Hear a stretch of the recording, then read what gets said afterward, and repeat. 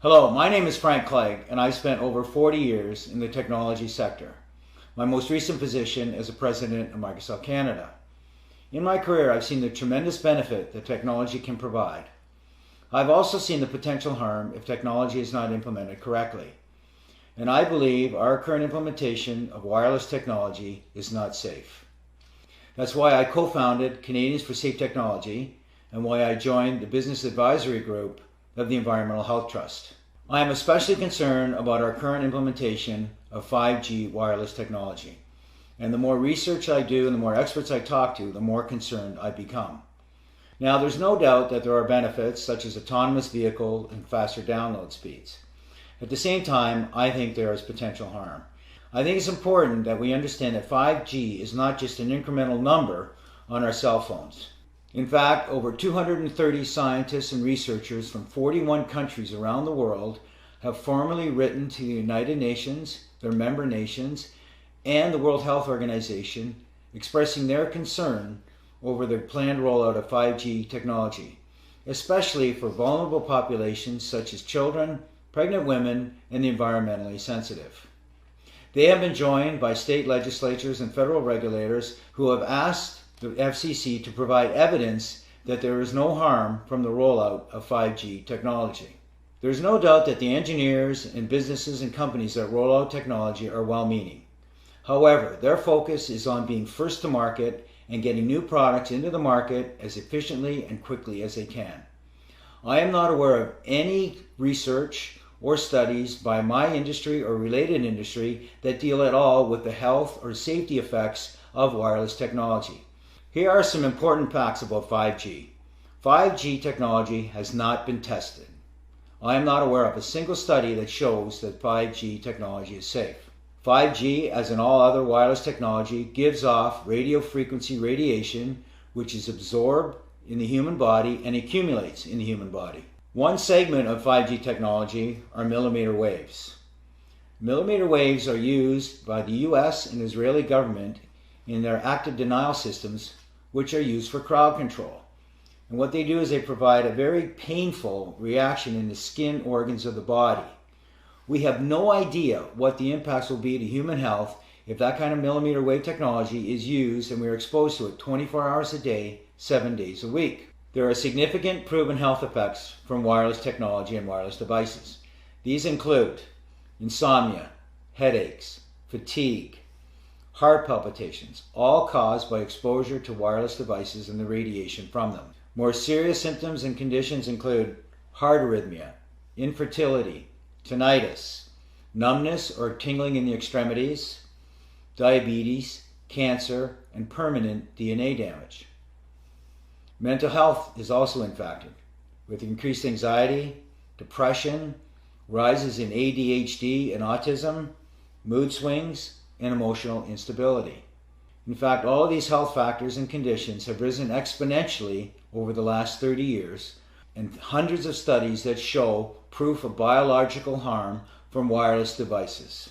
Most recently, in 2018, the National Institute of Health's National Toxicology Program released the findings of a 14-year, $25 million study that showed clear evidence of harm in terms of cancer and permanent DNA damage. This study, several months later, was verified by the prestigious Ramazzini Institute out of Italy, which found the same results. Now you may ask how a product that has this potential harm could ever be released to the market and to the public for public use. Well, the way the process works is the FCC regulates all wireless devices and products associated with them. Unfortunately, the FCC is made up of previous telecom executives, lawyers, and engineers. It does not have any scientists or doctors that you would expect to be involved with the regulation of potentially harmful products. In fact, the FCC guidelines are 20 years out of date without any major significant improvement. Countries such as China, Russia, Italy, and Switzerland have safety guidelines that are 100 times safer for their citizens. The FCC guidelines are based on small, short-term, infrequent exposure. They do not worry about the accumulated effects for multiple devices. They don't measure or monitor exposure 24 hours a day or 7 days a week. And they have no special consideration for children, pregnant women, or those who have shown environmentally sensitivities to wireless radiation. In addition to the concerns about the guidelines, there is actually no oversight provided by the FCC, and in fact the telecommunications industry is self-policing. So what we are left with is almost a Wild West scenario where the regulations and the guidelines are significantly lacking and the industry is left to its own accord to roll this technology out to the marketplace.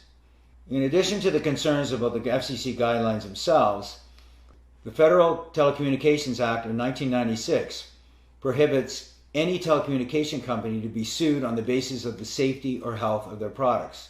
So in other words, there is no liability to the telecommunications industry of any of the impacts of their products.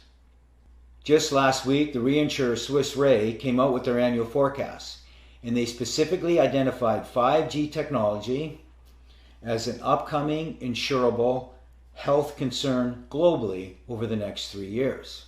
There is also mounting evidence that the telecommunications industry knew about the potential impacts of RF radiation years ago. And in fact, we're starting to see some of the behavior from my industry similar to what the tobacco industry did over the last few decades. The telecommunications industry has over 500 lobbyists working in Congress and other areas of legislature protecting the industry. Together, all of these issues that I've referenced, plus the general lack of awareness in the general public, have led us to the situation where we are today. So where are we today? Today we currently have a significant amount of exposure in our homes, in our businesses, in our schools, and in most public areas we go to. Cisco has announced and predicted by 2030 there will be over 500 billion wirelessly connected devices in the world. That works out to be almost 60 devices for every person on the planet. Many states and cities around the world are debating and passing legislation about the rollout of 5G technology.